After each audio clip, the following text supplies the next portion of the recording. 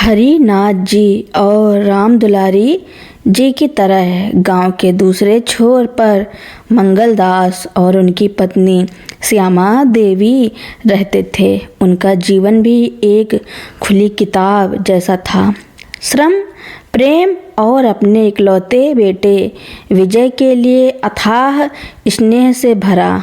मंगलदास ने गांव के सरकारी स्कूल में चपरासी की नौकरी करके विजय को शहर में पढ़ाया लिखाया, उसे एक बड़ी कंपनी में इंजीनियर बनाया।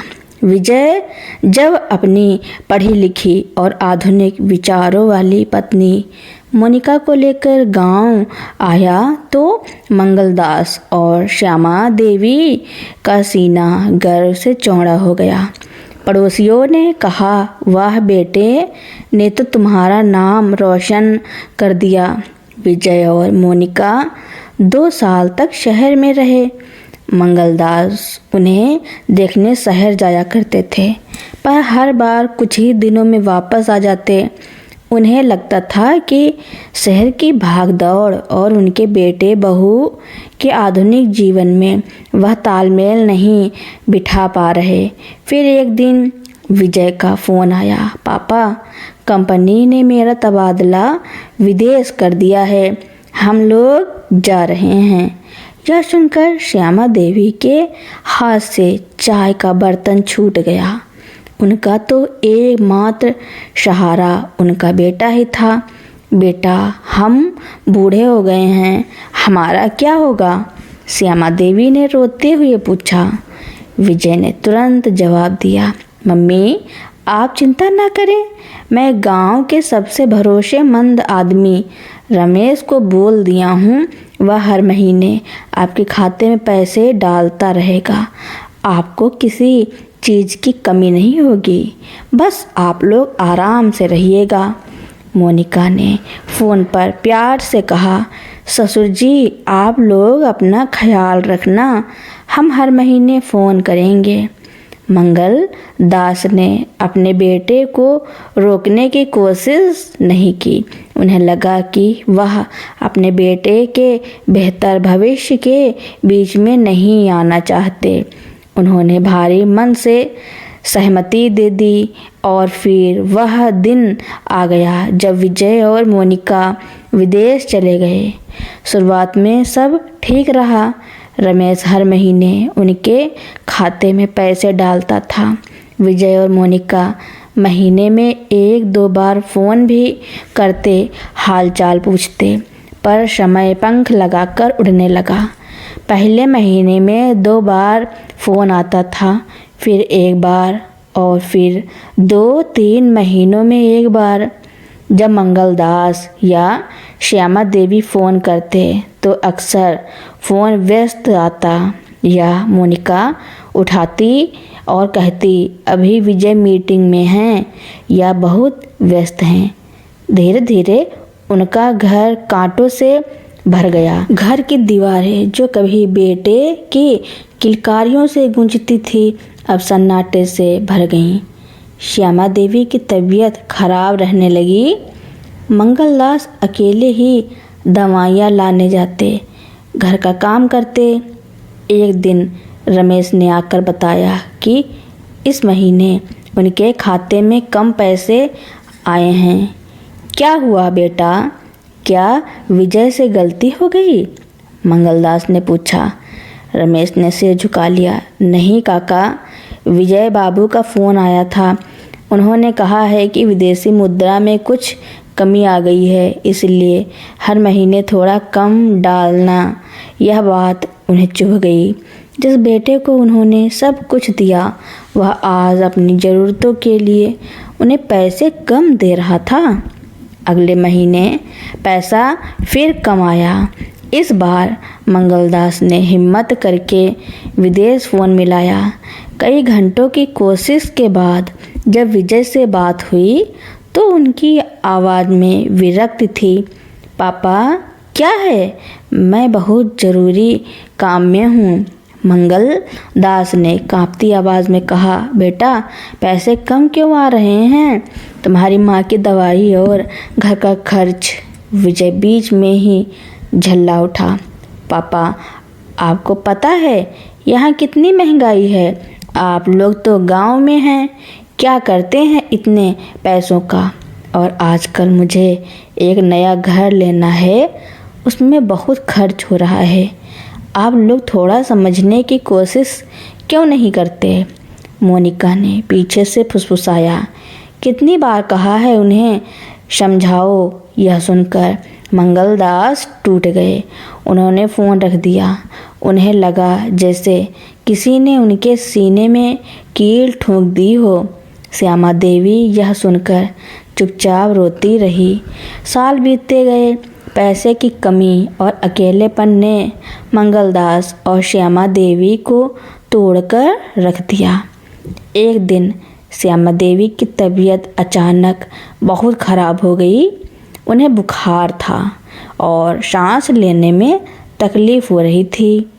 मंगलदास जैसे तैसे उन्हें गांव के छोटे अस्पताल ले गए। डॉक्टर ने कहा इनको शहर के बड़े अस्पताल में ले जाना होगा तुरंत। मंगलदास ने तुरंत रमेश को फ़ोन लगाया। बेटा, हमारी सारी जमा पूंजी खत्म हो गई है। श्यामा की तबीयत बहुत ख़राब है। विजय को फ़ोन कर दे, बोल दे हमें पैसे चाहिए, नहीं तो मैं उसे खो दूंगा। रमेश ने तुरंत विजय को संदेश भेजा। कुछ देर बाद विजय का फ़ोन आया। पापा, आप अभी रात का समय है, आप चिंता मत करो। गांव के डॉक्टर से जो हो सकता है करवाओ। मैं कल सुबह देखता हूँ। बेटा, कल सुबह तक कहीं देर ना हो जाए प्लीज़, मेरा सहारा छिन जाएगा। मंगलदास रोने लगे। विजय ने ठंडे लहजे में कहा, पापा, आप इतने भावुक क्यों हो रहे हैं? मैं लाखों खर्च नहीं कर सकता। आप लोग तो जानते हैं मेरे पास अभी पैसों की कमी है।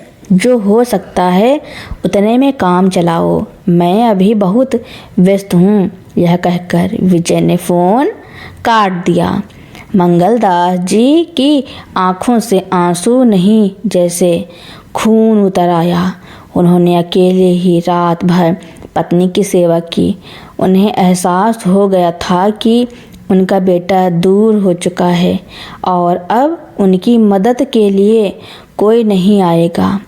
अगली सुबह जब सूरज की पहली किरण अस्पताल के बरामदे में पड़ी तो श्यामा देवी ने मंगलदास का हाथ थाम लिया। उनकी आंखें मंगलदास को देखती रही और वह अंतिम सांस ले चुकी थी। मंगलदास जी का रोना सुनकर पूरा अस्पताल कांप उठा। उन्होंने अपने बेटे को फ़ोन करने की कोशिश भी नहीं की। श्यामा देवी के अंतिम संस्कार के अगले दिन मंगलदास अकेले घर में बैठे थे। तभी उनका फ़ोन बजा। विजय का फ़ोन था। पापा, रमेश ने बताया कि मम्मी अब नहीं रहीं। मुझे दुख है। मैंने टिकट देखने की कोशिश की पर बहुत महंगी है और मुझे अगले हफ्ते एक मीटिंग में जाना है, इसलिए मैं नहीं आ पाऊँगा। आप चिंता ना करें, मैं रमेश को बोल देता हूँ, वह सारा खर्च संभाल लेगा। मंगलदास ने अपने आंसू पोंछे। उनकी आवाज़ अब शांत पर चट्टान जैसी दृढ़ थी। बेटा, उन्होंने कहा, तूने अपनी माँ को आखिरी बार देखा भी नहीं। तेरी ज़रूरत आज पैसों की नहीं, सहारे की थी। तूने मुझे और मेरी पत्नी को इस बुढ़ापे में अनाथ कर दिया। अब तू अपनी ज़िंदगी जी। मुझे तेरे पैसे की ज़रूरत नहीं है। उन्होंने फ़ोन काट दिया और बाहर बरामदे में रखी श्यामा देवी की तस्वीर को देखा। उन्हें लगा उनका बेटा उन्हें अपने घर से नहीं बल्कि अपने दिल से निकाल चुका है। आज मंगलदास अकेले रहते हैं। वह ना तो किसी से बात करते हैं और ना ही किसी के सहारे की उम्मीद रखते हैं। उनका बेटा लाखों कमा रहा है पर मंगलदास का घर खाली है। उनके पास पैसे हैं, पर उस पैसे का खर्च करने का कोई उत्साह नहीं। उन्हें हर दिन महसूस होता है कि बुढ़ापे की सबसे बड़ी दुर्गति गरीबी नहीं, बल्कि अपने ही बच्चों द्वारा दिया गया अकेलापन और तिरस्कार है। श्यामा देवी के जाने के बाद मंगलदास जी का जीवन एक यांत्रिक दिनचर्या बन गया था। वह सुबह उठते, अपना काम करते और सारा दिन बरामदे में बैठकर सूरज को देखते रहते।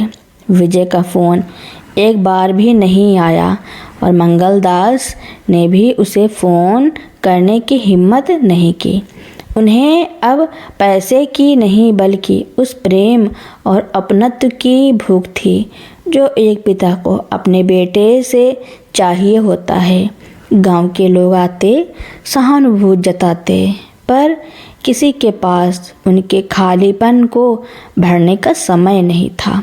रमेश, जो पैसे डालने आता था, अब संकोच करता था। वह जानता था कि मंगलदास जी ने अब विजय के भेजे हुए पैसे लेना बंद कर दिया था। एक शाम मंगलदास जी ने खुद को कमरे में बंद कर लिया। दीवार पर टंगी बेटे और बहू की पुरानी तस्वीरों को देखकर उनकी आंखों से आंसू बह निकले। उन्होंने धीरे से कहा, विजय, तूने सब कुछ छीन लिया, मेरा सहारा, मेरा विश्वास भी। लगभग 3 महीने बाद गांव के पास के कस्बे से एक परिवार उनके पड़ोस के खाली पड़े मकान में रहने आया। यह परिवार था सुबोध, उसकी पत्नी अंजू और उनकी 6 साल की बेटी परी।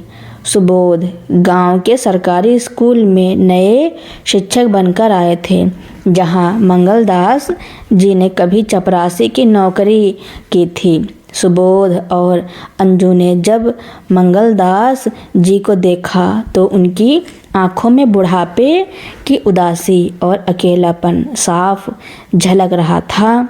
सुबोध ने पहली ही मुलाकात में उनके पैर छुए। नमस्कार काका जी, मेरा नाम सुबोध है, मैं यहाँ नया शिक्षक हूँ। मंगलदास जी ने बस सिर हिला दिया। वह अब किसी से ज़्यादा बात नहीं करते थे, पर उनकी ज़िंदगी में बदलाव लाने वाली थी परी। परी बहुत चंचल और प्यार करने वाली बच्ची थी। कुछ ही दिनों में वह रोज दोपहर में मंगलदास जी के आंगन में खेलने आने लगी। दादाजी, ये फूल कितने सुंदर हैं, आप क्यों अकेले बैठे हो? परी की मासूमियत और निश्चल बातें मंगलदास जी के कानों में शहद घोल रही थी। पहले वह उसे नज़रअंदाज करते, पर धीरे धीरे परी ने अपनी मुस्कान से उनके हृदय की जंग लगी किवाड़ें खोल दी। वह उनके पास बैठती, उनसे कहानी सुनने को कहती। मंगलदास जी को बरसों बाद किसी ने अपनी ज़रूरत का एहसास कराया था। वह उसे अपने बचपन के किस्से सुनाते, श्यामा देवी के बागानों के बारे में बताते। परी की हंसी से उनका सूना घर फिर से गुंजायमान होने लगा। सुबोध और अंजू ने भी मंगलदास जी का बहुत ख्याल रखना शुरू कर दिया। अंजू रोज शाम को उनके लिए दूध या फल ले आती और सुबोध अक्सर उनकी ज़रूरतें पूछते।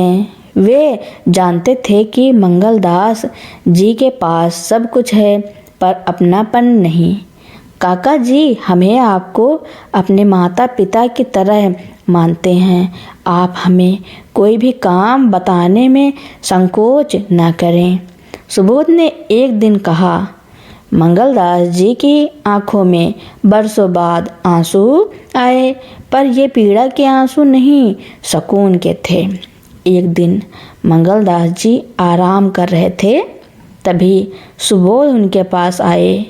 उनके हाथ में एक अंतर्राष्ट्रीय कुरियर था। काका जी, यह विदेश से आया है, विजय बाबू ने भेजा है। मंगलदास जी ने कुरियर को छुआ तक नहीं। अब क्या भेज दिया उसने, मुझे कुछ नहीं चाहिए। सुबोध के आग्रह पर उन्होंने पैकेट खोला।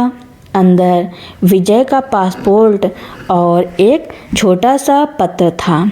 पत्र में लिखा था, प्रिय पापा, मुझे बहुत दुख है कि मैंने आपको और माँ को वह सम्मान और समय नहीं दिया जिसके आप हकदार थे। माँ के जाने के बाद मुझे अपनी गलती का एहसास हुआ। मैं इस पत्र के साथ अपना पासपोर्ट भेज रहा हूँ। मैं वापस नहीं आ पा रहा हूँ क्योंकि मैंने यहाँ एक बड़ा कर्ज ले लिया है जिसे चुकाने में बरसों लग जाएंगे। मेरा वीज़ा भी ख़त्म हो रहा है, पर मैं चाहता हूँ कि आप ये पासपोर्ट बेचकर या गिरवी रखकर अपना और माँ का अंतिम संस्कार ठीक से करें। मैं जानता हूँ कि यह कोई पश्चाताप नहीं है, पर अब मेरे पास कुछ नहीं है। मुझे माफ़ कर दीजिएगा। आपका नालायक बेटा विजय। पत्र पढ़ते ही मंगलदास जी का शरीर कांप उठा। यह सिर्फ एक पासपोर्ट नहीं था, यह उनका आखिरी सहारा था जो अब कर्ज चुकाने के लिए इस्तेमाल हो रहा था। उन्हें एहसास हुआ कि विजय ने अपने पिता के प्यार से पहले पैसे को चुना और अब अपने अंतिम रिश्ते को भी बेचने की बात कर रहा था। मंगलदास जी ने धीरे से पत्र और पासपोर्ट बंद कर दिया। उन्होंने सुबोध को देखा जो चिंता से उन्हें देख रहा था। सुबोध, उन्होंने शांत आवाज़ में कहा, इस पासपोर्ट का कोई मूल्य नहीं है। मेरा बेटा अब वापस नहीं आएगा। फिर उन्होंने परी को देखा जो आंगन में फूल सूंघ रही थी। एक हल्की सी मुस्कान उनके चेहरे पर आई। पर बेटा, उन्होंने सुबोध के कंधे पर हाथ रखा, मुझे अब विजय के पैसों की ज़रूरत नहीं है। भगवान ने मुझे मेरी आखिरी उम्र में तुम और परी दिए। यह बुढ़ापा अब अनाथ नहीं रहा। इस बुढ़ापे की दुर्गति को तुमने सम्मान में बदल दिया है। मंगलदास जी ने वह कुरियर किनारे रख दिया। उन्होंने उठकर अपनी डगमगाती चाल से आंगन की तरफ कदम बढ़ाए जहाँ परी उन्हें बुला रहे थे। परी, दादाजी जल्दी आओ, आपको मेरी कहानी पूरी करनी है। मंगलदास जी ने अपनी आँखों के कोने पोंछे और मुस्कुराते हुए परी की तरफ बढ़ गए। अब उनके जीवन का सूर्य ढल नहीं रहा था, बल्कि सुबोध, अंजू और परी के रूप में एक नई उम्मीद भरी सुबह लेकर आ रहा था। उन्होंने समझ लिया था कि अपना खून ही जरूरी नहीं, बल्कि अपनापन ही जीवन का असली सहारा है। मंगलदास जी ने विजय के पासपोर्ट और पत्र को एक पुरानी पेटी में श्यामा देवी की साड़ी के साथ सहेज कर रख दिया। उन्होंने सुबोध से कहा, बेटा, यह मेरे बेटे की आखिरी निशानी है। इसे बेचना या गिरवी रखना मेरे लिए असंभव है। यह मेरी अधूरेपन की याद है और मैं इसे सम्मानपूर्वक यहीं रखूँगा। वह अब पूरी तरह से विजय और उसकी दौलत से मुक्त हो चुके थे। उन्होंने अपने जीवन की अंतिम पूंजी, वह प्रेम और ज्ञान जो उन्होंने वर्षों तक अर्जित किया था, अपने नए परिवार सुबोध, अंजू और परी पर न्यौछावर करना शुरू कर दिया। मंगलदास जी ने अपनी बची हुई पेंशन और थोड़ी बहुत जमा पूंजी को संभाल कर रखा। उन्होंने सुबोध को बुलाकर कहा, बेटा, मैंने पूरी जिंदगी सरकारी स्कूल को दी है, मेरी इच्छा है कि मेरे घर के सामने जो खाली ज़मीन पड़ी है वहाँ मैं अपनी पत्नी श्यामा देवी के नाम पर एक छोटी लाइब्रेरी बनवाऊँ। यह गांव के बच्चों के लिए मेरा और मेरी पत्नी का अंतिम दान होगा। सुबोध की आंखें भर आईं, यह जानते हुए भी कि मंगलदास जी का बेटा लाखों कमाता है और उन्हें अकेला छोड़ गया। मंगलदास जी अपने अंतिम समय में भी समाज के लिए कुछ करना चाहते थे। सुबोध ने पूरी निष्ठा और सम्मान के साथ इस काम में मंगलदास जी का साथ दिया। गांव के लोगों ने जो मंगलदास जी के अकेलेपन से दुखी थे, स्वेच्छा से श्रम दान किया। श्यामा देवी बाल पुस्तकालय का निर्माण जल्द ही पूरा हो गया। पुस्तकालय के उद्घाटन के दिन गांव के सभी लोग इकट्ठा हुए। मंगलदास जी ने अपने हाथों में एक छोटी सी बच्चों की कहानी की किताब ली और सबसे पहले उसे परी को दिया। परी ने दादाजी को गले लगा लिया। उस दिन मंगलदास जी ने एक छोटा सा भाषण दिया। दोस्तों, मेरा जीवन कड़ी मेहनत और त्याग का रहा है। मैंने सब कुछ अपने बेटे को दिया ताकि वह दुनिया में सफल हो सके। आज वह मुझसे दूर है, पर मुझे इस बात का गर्व है कि मैंने अपनी मेहनत से जो बीज बोए उन्होंने मुझे अनाथ नहीं छोड़ा। आज मेरा बुढ़ापा मेरे बेटे के लाखों के मुकाबले इस गांव के प्यार और बच्चों के ज्ञान से भरा है।